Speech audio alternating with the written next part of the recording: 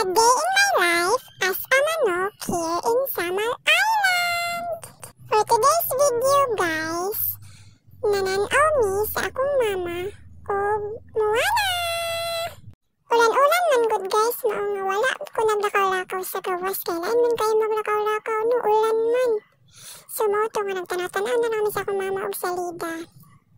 Actually guys, mga highlights lang ni siya guys, katong mga funny scenes ni Hey Hey God, katong manok ni Moana nga tangaon. Hala, naunsa naman ni si Hey Hey, gitakloban naman igbagol.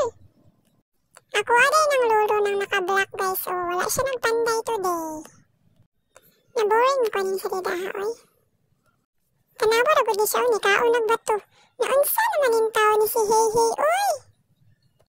Nice king bato o, nagsigam, rasyag aninipot. Uy, may kinadakpan ni Hey Hey. Kaulo na po daron. Uy, ngayon kay iyang giuli sa iyang ate. Amazing kaayo o, gisukas sila sa dagat. Uy, ngayon giuli pa man na si Hey Hey. Sa dagat na nangunta na siya perminti.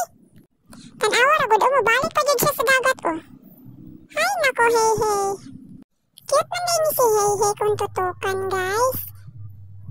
Ay, ka-cute ni Hey Hey. Dako kay siyang mata. Pero wala ko na-impress ni Hey Hey. Dami kaya po siyang tusikon. Panguhaan pod bakahan ni siya ni Moana o kuano ka ng anay.